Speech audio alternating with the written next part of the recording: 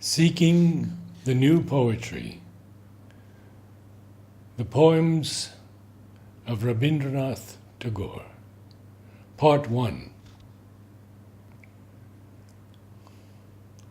Where the mind is without fear, where the mind is without fear and the head is held high, where knowledge is free, where the world has not been broken up into fragments by narrow domestic walls, where words come out from the depth of truth, where tireless striving stretches its arms towards perfection, where the clear stream of reason has not lost its way into the dreary desert sand of dead habit, where the mind is led forward by thee into ever-widening thought and action, into that heaven of freedom, my Father, let my country awake. Who is this? I came out alone on my way to my tryst. But who is this that follows me in the silent dark? I move aside to avoid his presence, but I escape him not. He makes the dust rise from the earth with his swagger. He adds his loud voice to every word that I utter. He is my own little self, my Lord. He knows no shame, but I am ashamed to come to thy door in his company. A moment's indulgence. I ask for a moment's indulgence to sit by thy side. The works that I have in hand I will finish afterwards. Away from the sight of thy face, my heart knows no rest nor respite, and my work becomes an endless toil in a shoreless sea of toil. Today the summer has come at my window with its sighs and murmurs, and the bees are plying their minstrelsy at the court of the flowering grove. Now it is time to sit quiet, face to face with thee, and to sing dedication of life in this silent and overflowing leisure. Beggarly heart. When the heart is hard and parched up, come upon me with a shower of mercy. When grace is lost from life, come with a burst of song.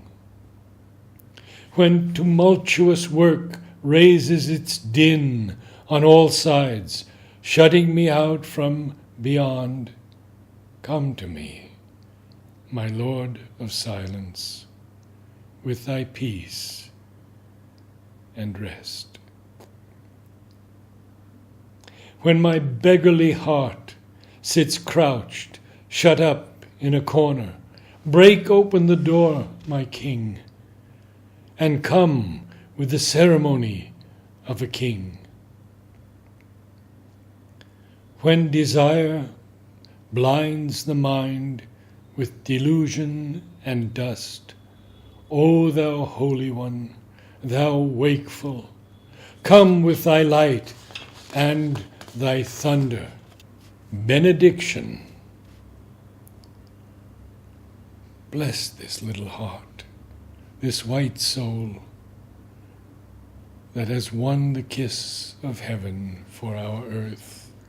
He loves the light of the sun. He loves the sight of his mother's face. He has not learned to despise the dust and to hanker after gold. Clasp him to your heart and bless him. he has come into this land of 100 crossroads. I know not how he chose you from the crowd, came to your door, and grasped your hand to ask his way. He will follow you, laughing, the talking, and not a doubt in his heart. Keep his trust, lead him straight, and bless him. Lay your hand on his head, and pray that though the waves underneath grow threatening, yet the breath from above may come and fill his sails and waft him to the heaven of peace. Forget him not in your hurry. Let him come to your heart and bless him. Brink of Eternity. In desperate hope I go and search for her. In all the corners of my room I find her not. My house is small, and what once has gone from it never can be regained. But infinite is thy mansion, my Lord, and seeking her I have come to thy door. I stand under the golden canopy of thine evening sky, and I lift my eager eyes to thy face. I have come to the brink of eternity, from which nothing can vanish, no hope, no happiness, no vision of a face seen through tears. Oh, dip my emptied life into that ocean, plunge it into the deepest fullness. Let me for once feel that lost sweet touch in the allness of the universe. Broken Song. Kasinath, the new young singer, fills the hall with sound. The 7 notes dance in his throat like 7 tame birds. His voice is a sharp sword, slicing and thrusting everywhere. It darts like lightning, not knowing where it will go when. He sets deadly traps for himself, then cuts them away. The courtiers listen in amazement, give frequent gasps of praise. Only the old king Pratap Ray sits like wood, unmoved. Haraj Lal is the only singer he likes. All others leave him cold. From childhood, he has spent so long listening to him sing. Rag Kafi during Holi, cloud songs during the rains, songs for Durga at dawn in autumn, songs to bid her farewell. His heart swelled when he heard them, and his eyes swam with tears. And on days when friends gathered and filled the hall, there were cowherd songs of Krishna in rags, Bhupali, and Multan. So many nights of wedding festivity have passed in that royal house. Servants dressed in red, hundreds of lamps alight, the bridegroom sitting shyly in his finery and jewels, young friends teasing him and whispering in his ear.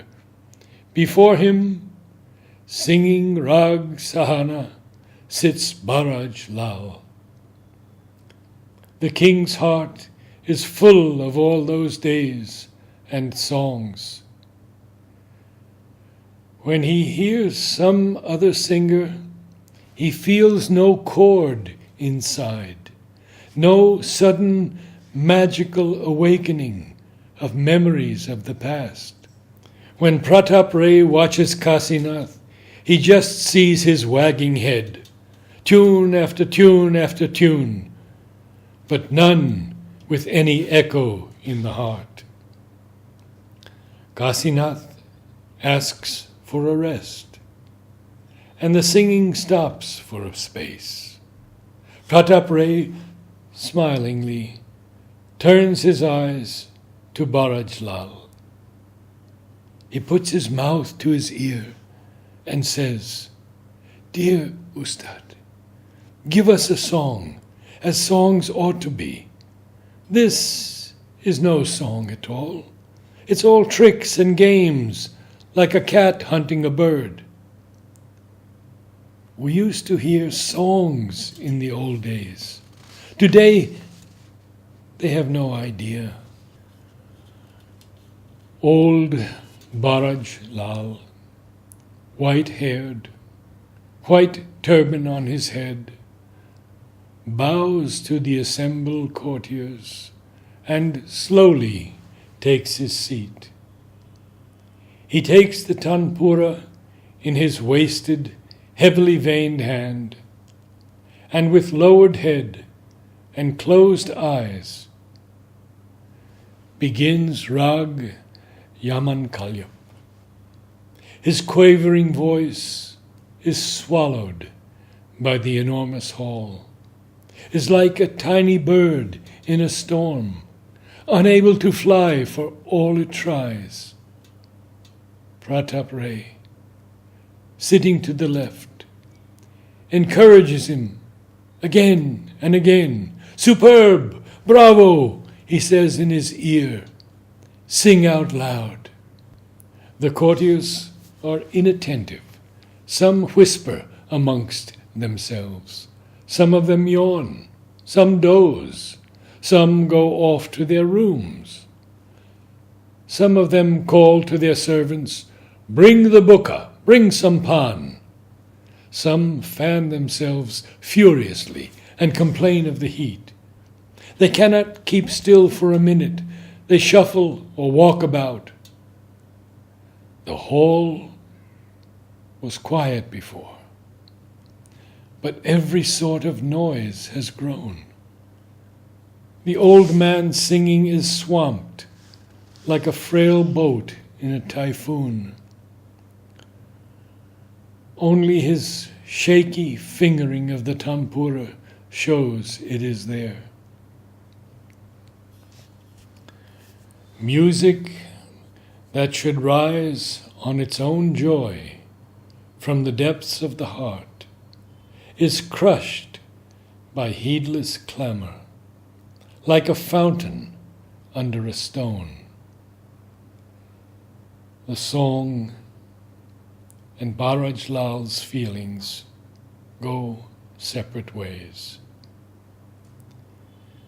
But he sings for all he is worth, to keep up the honor of his king. One of the verses of the song has somehow slipped from his mind. He quickly goes back, tries to get it right this time. Again he forgets. It is lost. He shakes his head at the shame. He starts the song at the beginning. Again he has to stop. His hand trembles doubly as he prays to his teacher's name. His voice quakes with distress, like a lamp guttering in a breeze. He abandons the words of the song and tries to salvage the tune. But suddenly, his wide mouth singing breaks into loud cries. The intricate melody goes to the winds. The rhythm is swept away. Tears snap the thread of the song, cascade like pearls. In shame, he rests his head on the old tanpura in his lap. He has failed to remember a song. He weeps as he did as a child. With brimming eyes, King Pratap Ray tenderly touches his friend. "Come, let us go from here," he says with kindness and love. They leave that festive hall with its hundreds of blinding lights. The two old friends go outside, holding each other's hands. Baraj says, with hands clasped, "Master, our days are gone. New men have come now, new styles and customs in the world. The court we kept is deserted. Only the two of us are left. Don't ask anyone to listen to me now. I beg you at your feet, my lord. The singer alone does not make a song. There has to be someone who hears. One man opens his throat to sing. The other sings in his mind. Only when waves fall on the shore do they make a harmonious sound. Only when breezes shake the woods do we hear a rustling in the leaves. Only from a marriage of two forces does music arise in the world. Where there is no love, where listeners are dumb, there never can be song. Chain of pearls. Mother, I shall weave a chain of pearls for thy neck with my tears of sorrow. The stars have wrought their anklets of light to deck thy feet, but mine will hang upon thy breast. Wealth and fame come from thee, and it is for thee to give or to withhold them. But this, my sorrow, is absolutely mine own. And when I bring it to thee as my offering, thou rewardest me with thy grace.